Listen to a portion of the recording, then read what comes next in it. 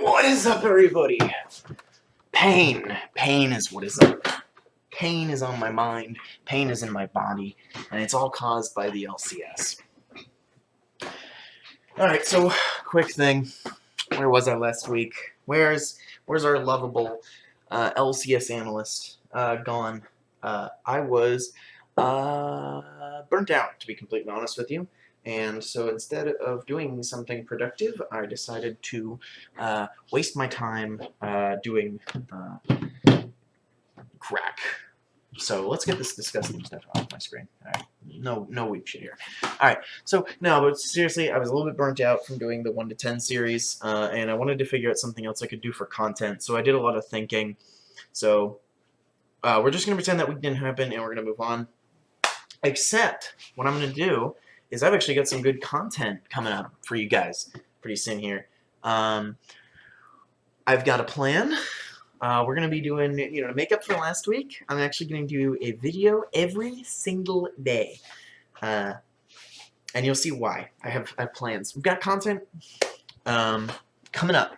So I'm going to be doing a podcast with another content creator, League of Legends content creator, which I've gotten that all worked out. That's going to be really fun. And I'm going to be, I'm obviously going to be doing something new as well. Because I don't want the 1 to 10 for the teams series to die, but I just want to change it because it's just not interesting me the way it is. Now, what is going to interest me is what I'm going to be doing is I'm actually going to take the next 4 days and we're going to rank every single LCS player. And I've got stats. I've got clips. Clips are back, ladies and gentlemen. We have LOL Esports clips that I will be putting up for some of the players.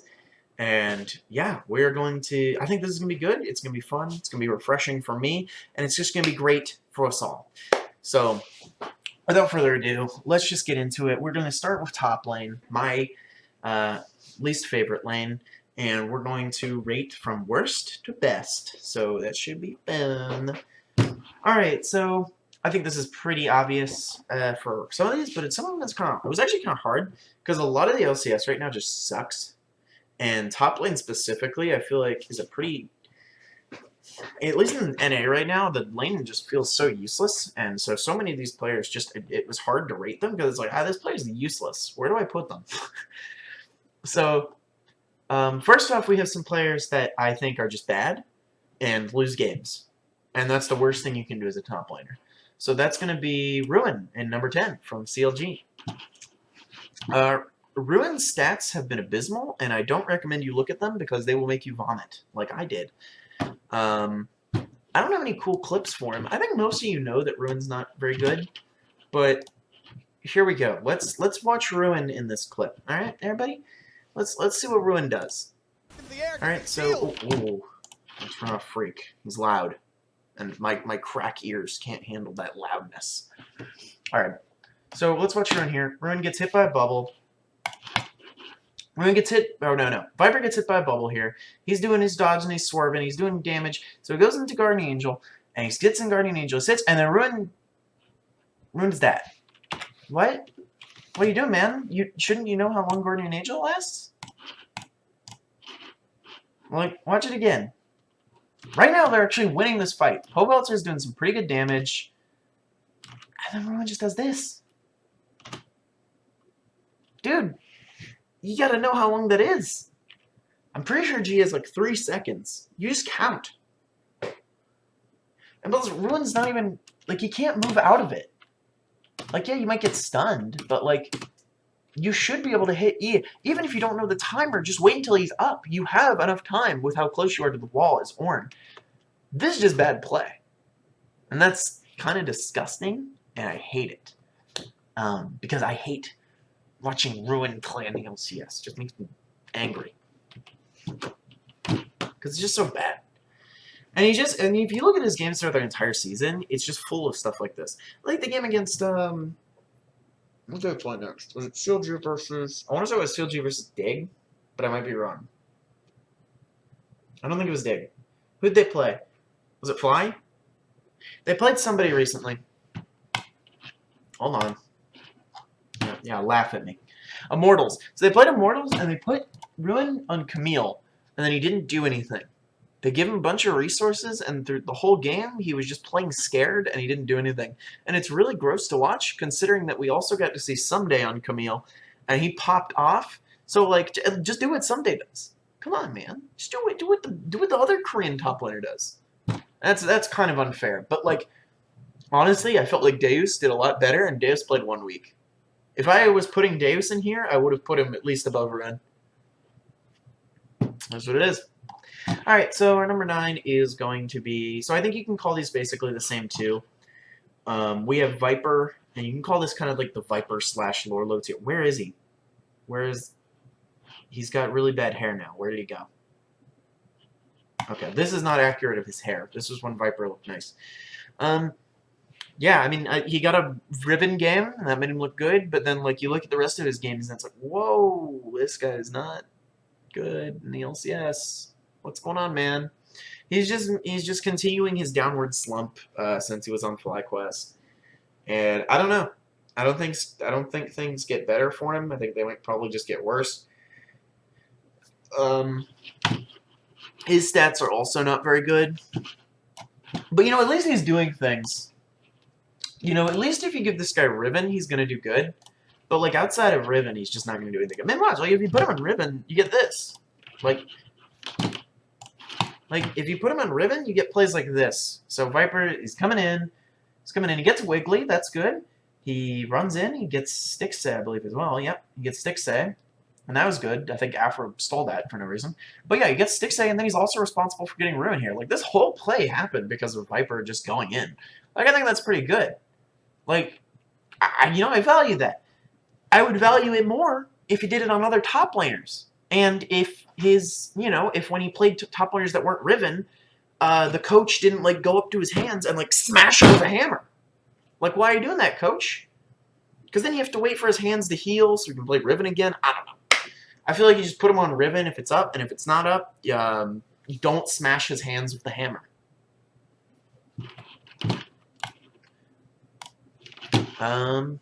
Yeah, that's what it is. Alright, so our next one is what I think probably would be kind of surprising to some people. And that's going to be my friend, he doesn't know me, Broken Blade. Broken Blade number 8. I think Broken Blade does not look good. I think Broken Blade is like a lost... He's lost. He's lost in top lane. It's like when you're at the mall and you bring your kid and you lose your kid, and then your kid's just like, where do I go? He doesn't know what to do. He doesn't really want to play tanks. I mean, he's been on tank duty for the most part, but like, just look at his stats with me for a bit.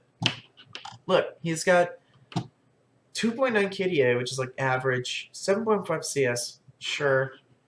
Yeah, average stats for the most part. But like, look at these stats. Minus 5.8 CS. All right, that's fine. Minus 64 gold. All right, that's fine. Minus 354 XP. What is that? Where did that come from? What? And he's behind 41% of the time at 15 minutes in. His damage per minute's pretty low. His damage total is pretty low in general. I mean, it's just not looking great. I mean, let's literally just look Spring. We don't even have to go that far. Spring, he's still down CS, but at least he's up in gold, and he doesn't have a 354 XP difference. He's still behind in CS. Like, he's even a little bit better about not being behind in CS. But, like, he's also a higher first blood processing. He's got higher damage. He's just better this split. This is a split away. This isn't like when he first came to NA in spring 2019. Like, his damage is higher. Everything's better. What happened? And he's playing relatively the same champs. Like, yeah, he's not playing carries, but like, even still, he was playing Aatrox. He was still playing Set. He was playing, Gangplank, Aurelia. Or, look what changed. What happened? It's been one split, man. Come on. Can't be doing this. I mean, sure, I'm fine if you want to be a top laner. Like, I get it that TSM is like the whole of TSM is like a lost little child right now. So, like, I get it. You don't know what to do. Can't do this. Even if you don't know what to do, you can't do this. Even if you're just going to be the top laner that does nothing, you can't be the top laner that when they do something, they do this. So this is an Immortals game. Broken Blade's looking to go in. He doesn't have ult. He's in. He doesn't have ult. Still doesn't have ult. No ult. I gotta shut up. Sound. Shut up, casters. Still doesn't have ult, doesn't have ult, doesn't have ult, dies! Still doesn't have ult. I've played a bit of Wukong. You don't do this. You don't do this. You're already behind in CS against an Ornn. Which is like, how? There's so many questions here. Why does he go in? Alright, he's in. He doesn't have ult. What's he gonna do? Like, this isn't even like a, oh, TSM couldn't help him. It's like a, why are you going in here? This is useless. It genuinely looked like int, and if it's not int, he at least didn't know how to play Wukong before this game. So if you're going to be the lost little top laner that lived, you need to not die. Because then you're the lost little top laner that dies. So that puts him at 8th. I have him above Viper purely because he's got, you know, he does better on champs that aren't Riven.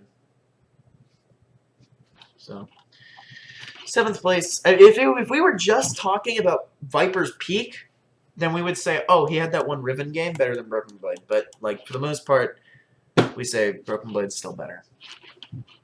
Alright, so our next top laner... I think I accidentally deleted something I shouldn't have deleted. Our next top laner is going to be... Oh, man. So this is where it gets kind of difficult. Oh, I think I remember. I remember.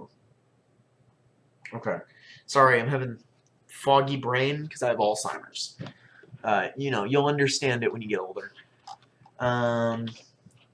Yeah, so for our number 7, I feel pretty confident in saying Kumo is number 7. I'm not going to include Huni because he's played 1 week so far. If I were to include Huni, he'd probably be 6th, maybe he'd probably be the same spot as Kumo in all honesty right now. Yeah, no, I think Kumo, you put him in 7th. I think, why don't I have his stats? Oh, there they are. Yeah. Okay, so I think Kumo, I don't have any like crazy plays for him because the guy doesn't do crazy plays. The guy doesn't have game-winning plays. I don't think Kumo has ever been the reason that EG's won any of their 6 games. And I also don't think he's the reason they've lost, to be fair. I think he's just, you know, he's Kumo in top lane. You know what you're getting. You're getting Kumo. He's like below average, so you'd put him 7th. I think, you know, he's doing good. At least he's like having a, you know, good CS diff at 15 average.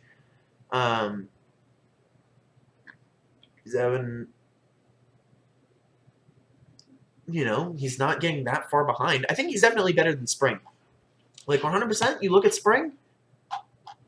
Ugh. Whoa. Whoa, what happened? But he's doing a lot better.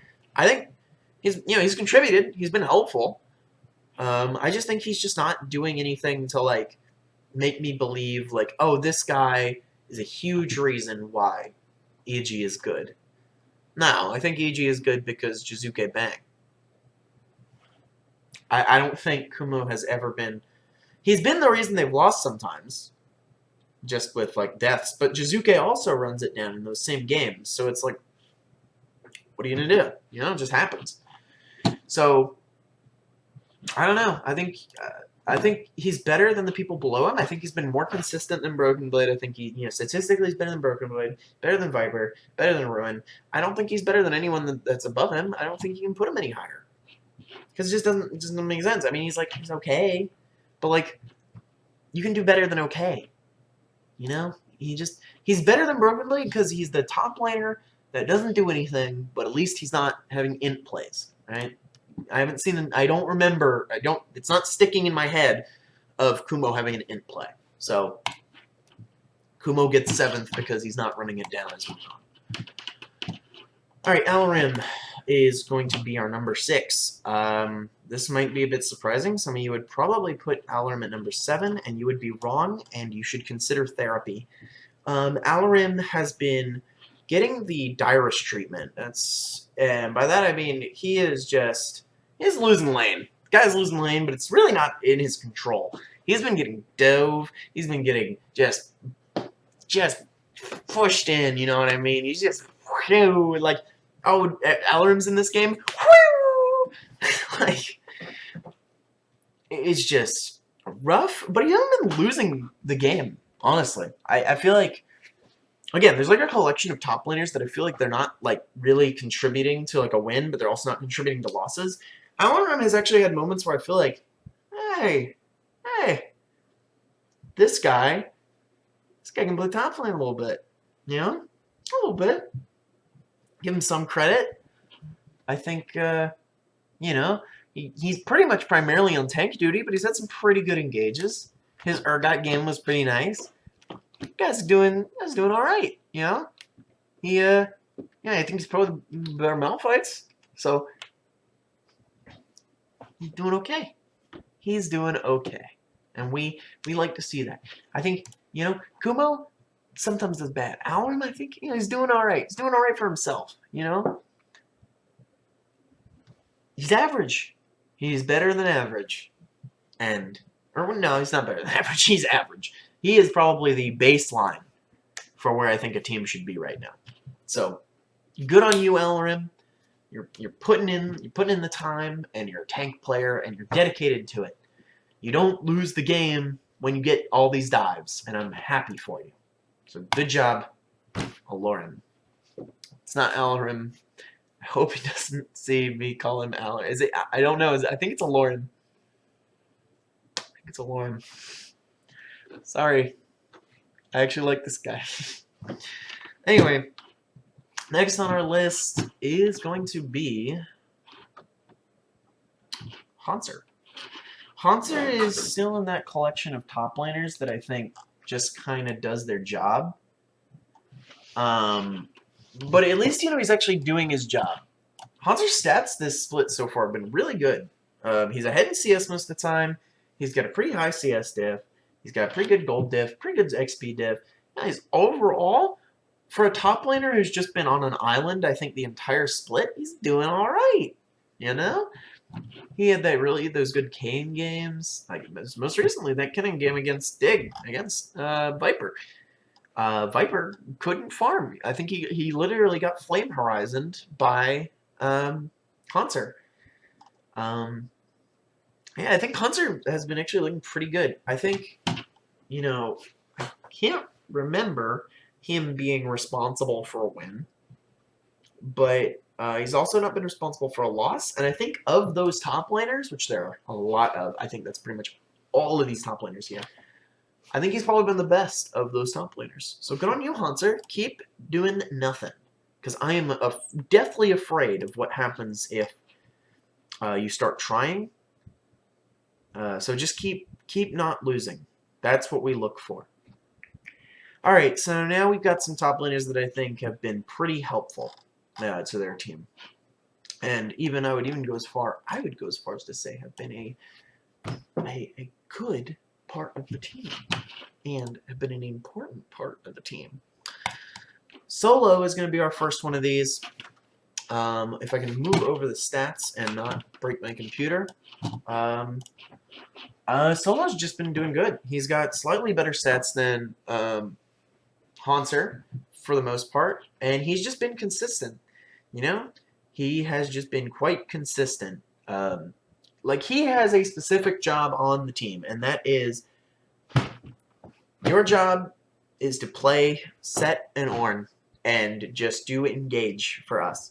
And you know what? He does it pretty all right. I think there have been some games where he's had some really good engage. I think his set has been quite good.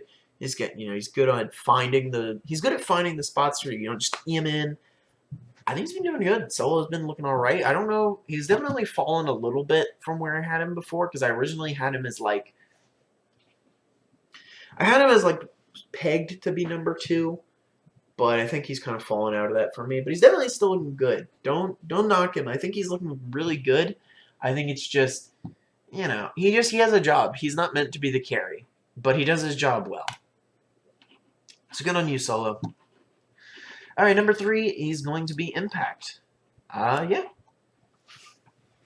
Impact's just like he's looking good. I can't, you can't knock him. I mean, let's just look at his stats first. I mean, yeah, these are some good stats. These are some really good stats. I mean, it helps when you're 10-2, but like, still doing good. I mean, he's been in tank duty / like engage duty for like all split, but like, if that's his job, shit, he does the job well. He plays Mordekaiser, he plays Orin, and he plays some other stuff sometimes, but like, he makes it work. He's got 5 KD on Orin. Like, what the hell? He dies, but like, it never really feels like when he dies. I mean, he's obviously had one int game, and that was the Aatrox game against C9. And I think that's mostly because Aatrox is like a kind of useless champion right now. Like, I think you're better off, like, playing, I don't know, with your feet as Ornn than you are playing Aatrox in general. So I think the Aatrox game is kind of out of his hand.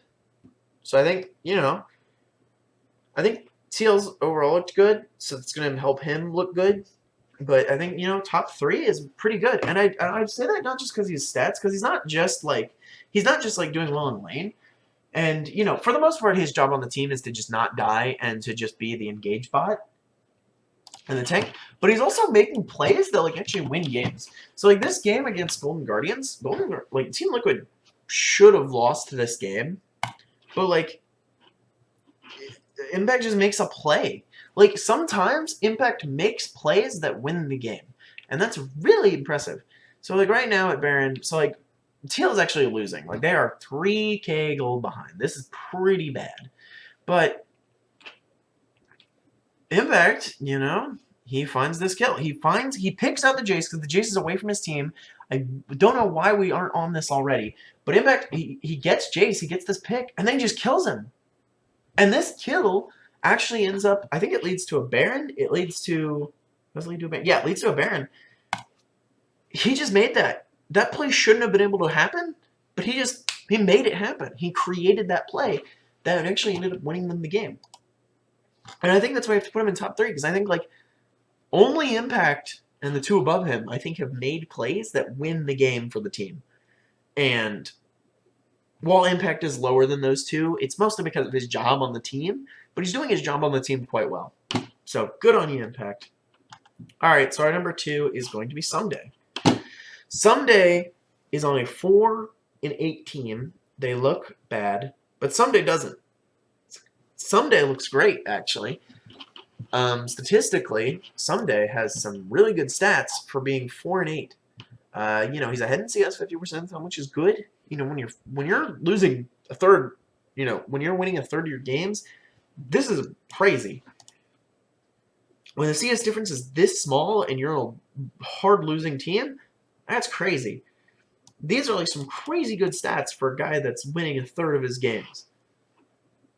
He's got a 60% kill participation. This guy is kind of going a little nuts. He's got 4.4 KDA in top lane on a losing team. This guy's kind of nuts. I think he's just doing really good. He's got almost 500 damage per minute. Damage percentage on the team's good. All of his stats are quite impressive. I mean, just watch this Camille game. Watch this Camille play. Alright, so C9, is set up. They're in a bit of a rough position. This is a pretty bad spot to be just in general on the map. But they go for this. They go on Ryoma. They actually don't get it. They actually just kind of like forfeit winning anymore. But then Someday, why do I have this on? Why is it on? Anyway, Someday comes in for this TP, and then they can't focus a target anymore because of this TP. And so because of that,